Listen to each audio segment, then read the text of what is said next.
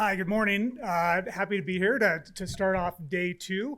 I thought yesterday was really great, a lot of great information. I first want to start with acknowledging my co-author, Ellen Lai, who's sitting down here front. Ellen is the technical expert on our team, so if there's any technical questions, I'm gonna defer to Ellen to answer those. So be ready, Ellen. But yeah, so as Legit said, I am responsible for sustainability at ABS. I'm a geneticist by training. I've spent my career working in genetic improvement, but for the last 18 months, I've been solely focused and immersed in the sustainability world. And so I'm responsible for all things sustainability for both our global beef as well as our global dairy business. And so I'm going to come at this today from probably a little bit of a different perspective. And that perspective is really that of a commercial breeding program. So ABS has breeding programs for both beef and dairy, and a pretty significant proportion of the genetics that we market around the world come from those internal breeding programs. And so we have a bit of a unique view on how we think about sustainability. And so I spent a lot of my time, particularly over the last 18 months, and really interacting with stakeholders all across the beef and dairy value chains, particularly at the retail end of things, right? Trying to understand what do the value chains, what do retailers think about sustainability, what do they want? What do they mean when they say sustainability? Oftentimes, the knee jerk is to say, well, methane. But we try to have a more holistic conversation about what does sustainability mean and how do we approach that from a genetic improvement standpoint. And so over the next 20 minutes or so, I'd like to spend a little bit of time talking in part about some of the conditions that I think need to exist in order for us to scale genetic innovations that enable us to create value for our farmers and our ranchers, but also create value across the supply chain and then meet the needs of the supply chain. Right? We know that the particular retailers, but the value chain has a lot of commitments around sustainability, and so how do we help them meet their commitments while also driving value across that supply chain? So I want to talk a little bit about that, but then also talk about some of our experiences with scaling a genetic innovation, again, to meet those sustainability needs. And I'm going to use a beef on dairy case study to do that, because we spent a lot of time over the last 2 years and really working in the beef on dairy space and trying to understand, how do we position genetic improvement within that space as a key sustainability intervention. And then I'll touch a little bit on some of the other things we're thinking about that we're, we haven't implemented, we're sort of trying to figure out, but I think aligns with a lot of what we were talking about yesterday. So just to start, I don't think I need to say this. I think everybody in the room is aware of kind of where we're at and what the challenges are. But I think, again, when we think about it from a commercial breeding standpoint, there's this sort of discussion kind of at a high level out there around, well, we need to feed people and we need to reduce environmental impact, which all is true. But again, we come back to this from a supply chain point of view, and what are our stakeholders along the supply chain asking for, and what do we need to do to deliver that? And of course, I think we need to all continue to say, and I want to say it every time I speak anywhere, animal agriculture continues to be a critical contributor to sustainably feeding people. And I think there is messaging out there that might counter that, but I think we need to continue to talk about that. The challenge we have is that we need to have truly scalable solutions. And I think a lot of times, and truly scalable solutions that create value for everyone, right? And truly meet the needs. And I think a lot of times the things that we talk about, they sound good and they sound impactful, but when we come at it from a commercial breeding standpoint, can we actually scale that in a way that is sensible, that creates value, that is profitable, frankly, for the key stakeholders along that supply chain? And so that's probably where I'll spend a lot of my time today is talking about that scalability issue, because I think that's really critical. And when we think about the things that we're going to implement in our breeding programs and how we're going to address the needs across the supply chain, one of the first things we think about is, how do I scale that up? Right? If I'm selling millions of units, around the world from a beef or dairy breeding program, I have to be able to scale these things in a way that works in the different markets that we're going to be selling to. And again, this is sort of a high-level, general statement, but I think it's really important, right, that we have to look at genetic innovation as the most important tool for the permanent reduction of environmental impact from livestock production, and to create a more sustainable supply chain.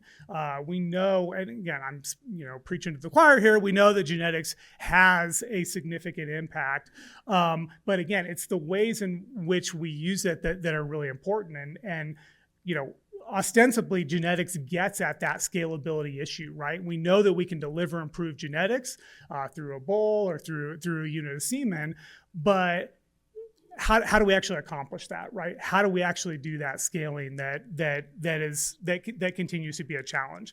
And some of the challenges that I see in this space that I think we need to recognize, and again, as I've dug into this, particularly over the last 18 months, and thinking about this is, one of which is that genetic improvement practice decisions are made at farm level. I think that's something that we always have to keep in mind, right? There are national programs, there are national breeding objectives.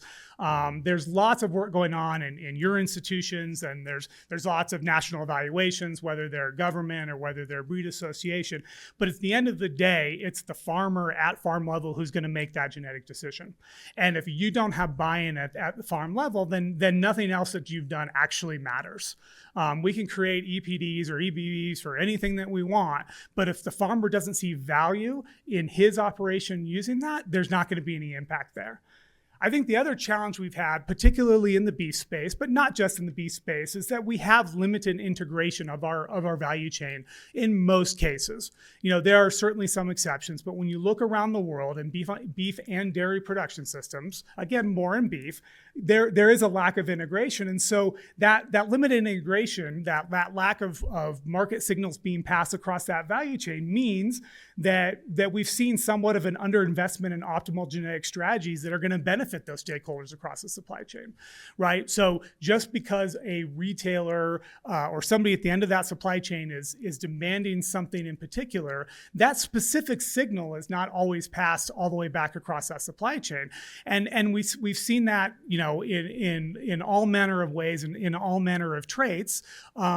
But I think that's especially true when we talk about sustainability, right? Now, we're certainly starting to see more interaction with the end of the supply chain and the beginning of the supply chain. But in my view, oftentimes that's coming in very limited ways and in very focused ways. It's very hard to think of a solution that has scalability, that's going to scale across the level of an entire market, where we have that connection between the end of the supply chain and the beginning of the supply chain.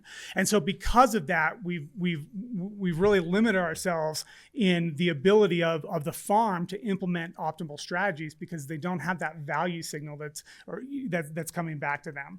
And that sort of goes to my next point, is there's this disconnect between that long-term value creation and short-term return on investment, right?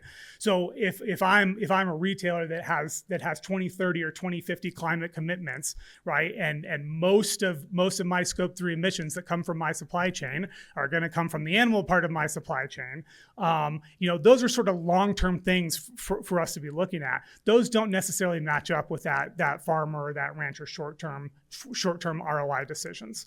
And we have to make that connection, right? And so what that comes down to is solutions that we want farmers or ranchers to implement at farm level aren't necessarily properly incentivized. Right, the incentive, again, in focused ways, I think those do exist, but from a scale standpoint, I just don't think we see that, and so a lot of those incentives don't really scale that well, right? It's not possible to scale that across millions of head, rather than just maybe thousands of head, and so that's a key challenge for when we think about what types of solutions should we be implementing and how do we do it.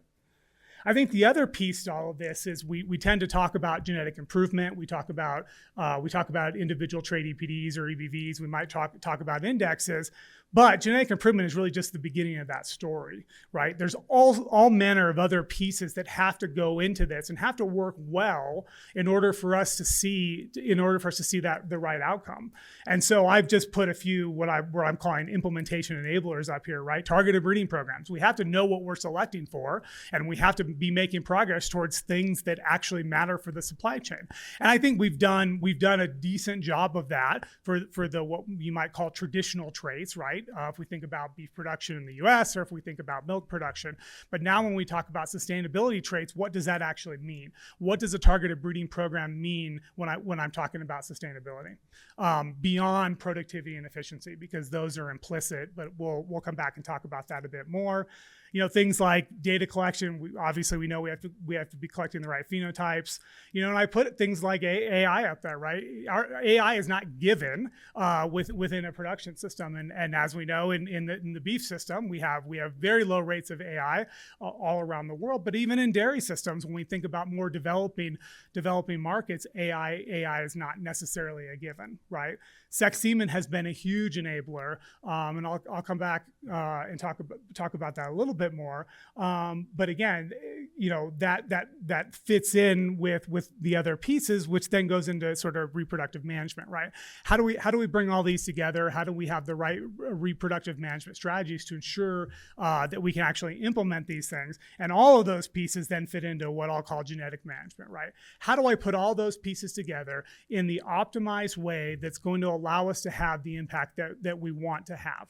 Right. So genetic improvement is a piece of that. And if we're not driving genetic improvement, we're not going to get there. But if we don't implement that genetic improvement in the right way, we absolutely won't get there. And I think there is a huge undervalued part of genetic management that can enable us to implement more sustainable systems just by putting the pieces together in the right way. And so when I think about how do we think about scaling and innovation? And I'm going to talk about it as innovation, not just genetic improvement, because again, there's a lot of different pieces to that, and there's a lot of different ways to think about that. And so I'm gonna really kind of talk about it in terms of genetic innovation. And so the first one is obvious, but I think it's important that we always talk about. Sustainability requires profitability, right? We can't expect a production system to add cost to their system without some additional benefit on the other side. And I think we have to continue to say that, because when we think about sustainability from a holistic standpoint, profitability is the first thing that we talk about, right? We talk about things like profitability, and we talk about the things like animal health and well-being, and we talk about heritage and culture and succession, I think is a key part of sustainability. And then we also talk about environmental impact. Now, the conversations we have with supply chains tends to get hung up on environmental impact, and that's what people want to talk about. But ultimately, there's a whole holistic conversation to have. But at the end of the day, if we don't have profitability across the entire supply chain, we don't have sustainability. I think the other thing, and I touched on this a little bit before, but farmers and ranchers want to do the right things, right? They want to produce the products that people are demanding, but we have to have the right incentive structure to incentivize the right behavior through supply chain signals. We have to tell producers what and how to produce. Again, looking at this from a sustainability lens, right? We have to be very clear about what we're asking for, and that has to be aligned with the incentives that are provided in order to do that. Again, we have to implement with these enabling technologies. Genetic improvement is not enough. We have to use all of our tools in the toolbox to get there. And then finally, sorry, I should be pointing this way, I suppose.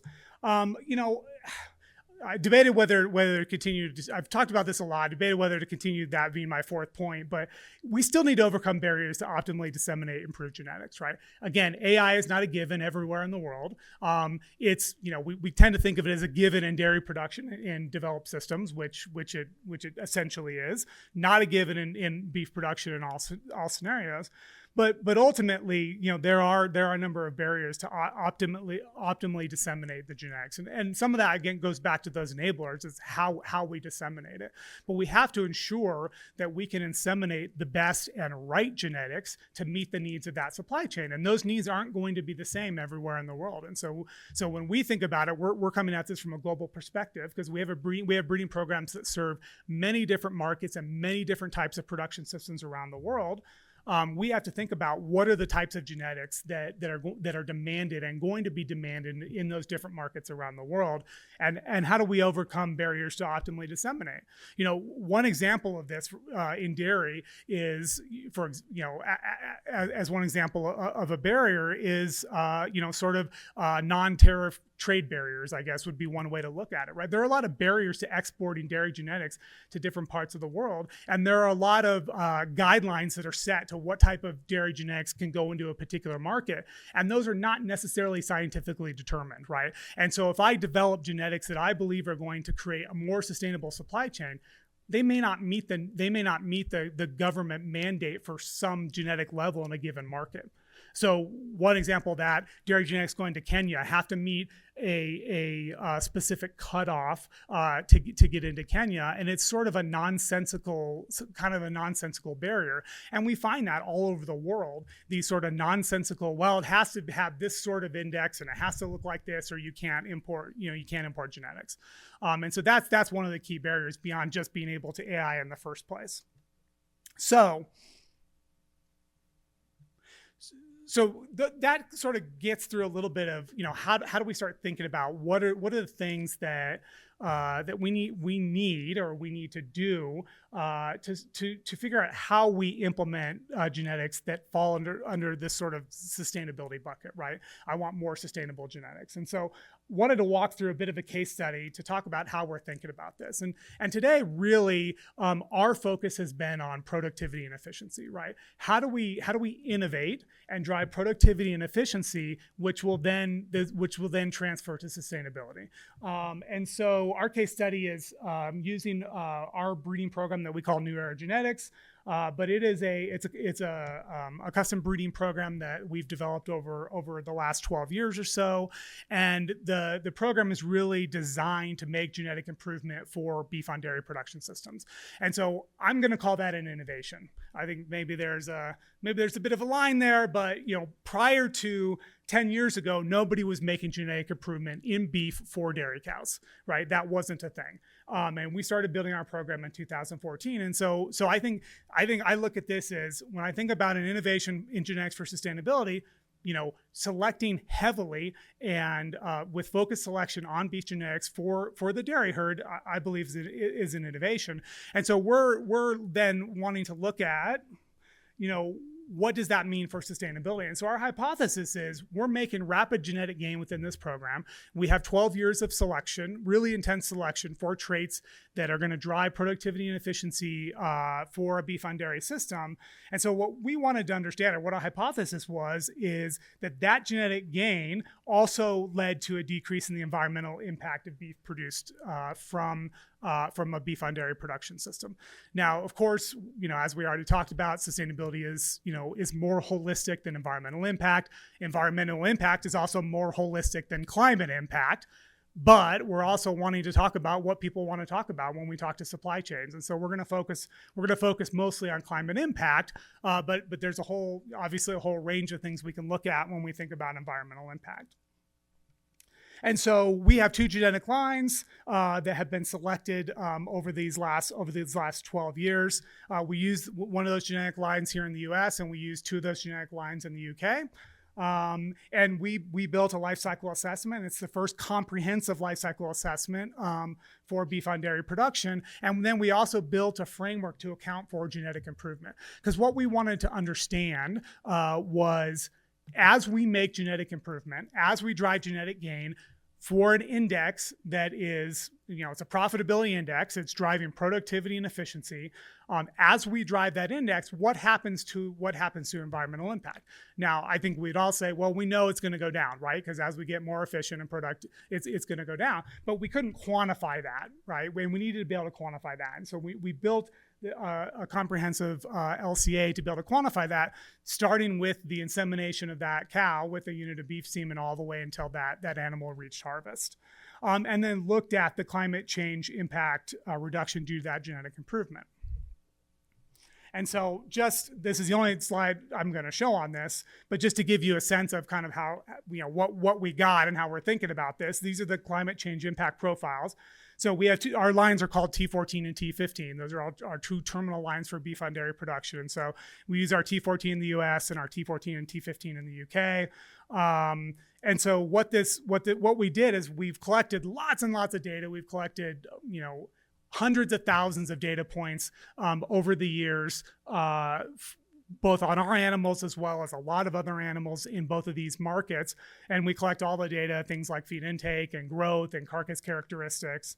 And we compared our new era lines to what we call our benchmark. And the benchmark is just the average of that production system. So it was the average performance of beef on dairy cattle in the US and the average performance of beef on dairy cattle in the UK. And we looked at what was the climate change impact difference. And so what we found is those reductions up there, somewhere between a 4.6% reduction and 8.8% reduction. And this would be in emissions intensity. So the unit of measure is per kilogram of hard carcass weight. Okay. And so what this does is allows us to start talking about genetic improvement as a way to reduce, to directly reduce emissions intensity, but in a way that we could credibly quantify that number. Right now, we have a number that says, as I make genetic improvement, this is the sort of reduction I can expect. I'm making genetic improvement for profitability, right, which includes productivity and efficiency and carcass traits and all those sorts of things. But I'm also bringing along that reduction in greenhouse gases. Okay, sorry. And this is a bit fluffy. I hesitate putting this in there, but I did it. Because what this is this is looking at the UK. And so if we were to replace all the beef on dairy genetics in the UK with an improved set of genetics, similar to what we've done with our New Era program, we have the potential over a 5-year period to avoid about 1 million tons of CO2. Right. So that's a significant number. A lot of times when we talk about, we're reducing 4.6% or we're reducing 8.8%, it sort of feels like that's okay, but those feed additive guys are talking about 80%. I don't know. So we try to think about it in a way because we all know it's cumulative and permanent, which is a really, really critical part of this conversation. But we wanted to really sort of visualize, what that can look like. And so, there are significant, just being able to quantify what the impact of genetic improvement for a profitability index is, be able to quantify that has value because we can talk about these sorts of numbers that are material size numbers. So that's the work that we've been doing to, don't read my slide yet. That's the work that we've been doing to really quantify that impact and position genetics as a key sustainability intervention. That's what I talk about all the time. As we talk about sustainability interventions, genetics is key. How do we quantify that? And that's one of our efforts to quantify that. We're working in other areas as well. There's lots of opportunity across the beef and dairy space, but that's the work that we've been doing for the last couple of years. We've also, over the last 6 or 7 years, been working in other spaces because we believe there are other opportunities beyond just selection for a profitability index. There are other opportunities to impact change and to leverage other innovations. So we have a long-running project with SRUC in the UK. We're in the sixth year of this project, looking at rumen microbiome. And so part of our program is we're collecting thousands of commercial beef on dairy animals, collecting data on thousands of commercial beef on dairy animals in the UK. And so that's enabled us to work in the rumen microbiome space. And so ultimately, I think there's another microbiome talk later today. I'm going to assume that's going to be way more interesting. So I'm just going to say, we're working on it, but we haven't solved it, right? It's not obvious what we do with this information in a commercial breeding program. I'll just be a little transparent there, right? There's a lot of interesting things coming out of this. We know that the composition of the rumen microbiome is heritable. We know that there are a lot of interesting things happen there. We found a lot of interesting relationships, but we're still working out what do you actually do with that and how do you scale that. If I have to rumen sample every animal within a program, whether that's a breeding animal or a commercial animal, well, one, can I do that? Is that a realistic assumption? But even if I do that, what do I do with that information? What do I do with that in a breeding program? And so there's definitely more to come here, but we think there's a lot of promise in this space. But ultimately, what where we're trying to go is look at, okay, if we start from average, we've already demonstrated up to 9% reduction when I really focus my genetic improvement on the traits that drive productivity and efficiency in the supply chain. What we're calling microbiome-driven breeding, well, that adds some reduction. And then I've said, well, what's the next big thing, right? And so that's really what we're looking for is let's leverage what we've done to date with genetic improvement, and then let's look for additive improvements or even step change improvements if they're available to get us to the next step, right? And I know I'm at 25 minutes because my alarm just went off, so I only have a few more slides. But a critical part of all of this is the phenotyping, which we've all talked about, right? And so, as part of our project in the UK, we're doing all manner of different types of phenotyping. We've got 2 green feed units in that system, so we're collecting feed intake and the green feed data on commercial animals, commercial beef on dairy animals that run through our system. It's in a commercial system, so this isn't a design setup. It is a commercial finishing system where we're collecting this data, which we think is really valuable. But through our project, we're also doing rumen sampling. We're doing whole animal emissions in chambers. We're doing all sorts of things, and we think this is what it's going to take to get us to that next step, right? To continue to allow us to improve and generate progress. Wanted to share just a couple slides on our green feed data. So the way we market genetics for beef on dairy in the UK is we market them in tiers.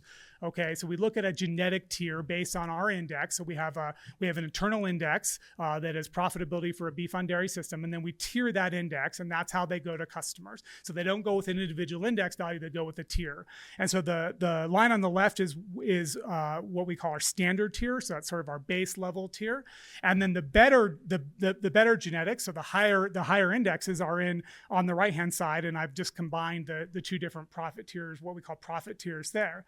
And what we wanted to understand is, okay, we've made all this selection. We're not selecting for methane, but we're starting to collect the data. What happens to methane? So what you can see is that on average, with our higher profit tiers, we're seeing less methane production overall. Right, so we're making progress, and that's generated by the efficiency and profitability. Right, we're reducing days on feed is the key part of this. But what you'll also see is a massive amount of variation there, and so that's what I'll show on this next. We've already seen several of these, so I'll put up another one.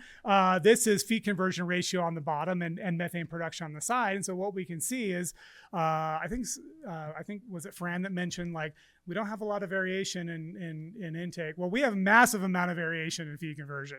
So again, this is in a commercial system. And so this is our genetics, this is other people's genetics, this is everything. And so you'll see massive variation in FCR, but also massive variation in methane production. And so the question then becomes, what do we do with this, right? And so I don't have any answers for you. I wish I did, but that's sort of where we are in the process, is starting to understand what is it that we have. So I think just as I wrap up, some of the factors that I think we need to consider, again, coming from a commercial breeding standpoint, right? Commercial genetic improvement is guided by market signals. We are working to produce what the market is telling us that we should be producing. And that's not always easy. And frankly, our customers, who are farmers and ranchers, don't always care or want to know what the market signals are telling them. They want to make the decisions that they want to make. And so that's challenging in and of itself. But that's why we're working, at at the level of the entire supply chain to help build and drive those incentives to create the right genetics all the way back to our customers. So our customers are asking for what the market is demanding. Right. Productivity improvement has a clear economic value, a strong value proposition for sustainability. I think that's what we've demonstrated. Right. I think we know that, but we needed, for our own sake, we needed to be able to demonstrate that. I think the challenge becomes most markets lack incentives for direct reduction of methane.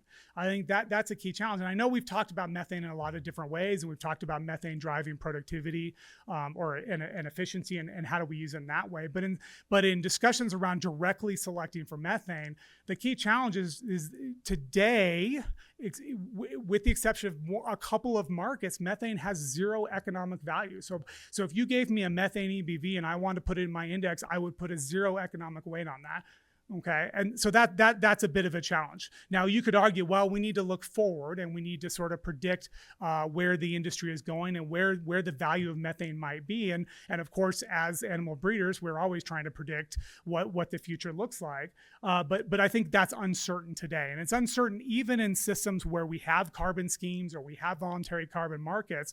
How much of the genetic improvement is going to fit within some of those schemes? I think those are all just open questions, and those are things that we're trying to think about. And I think we just need more work to understand how do we use some of these traits, right? I think we've started with, we're going to hammer on productivity and efficiency, and we're going to position that as a sustainability intervention that it is, but then work towards these other pieces to understand how do I make faster and faster progress as the markets evolve. And I think that's the key thing here is understanding how those markets evolve.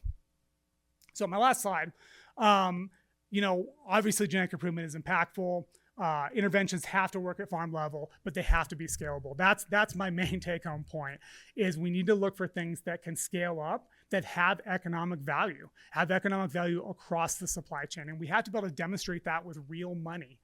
I think that's really critical. And those incentives, they have to align with the long-term environmental goals. But if a farmer doesn't see the value today, or when that calf is born, or when they sell that calf, then there isn't any value for what we're asking them to do. And market demand and economics are going to drive our breeding decisions. And I think we need to continue to keep that in mind. And I'm going to stop there.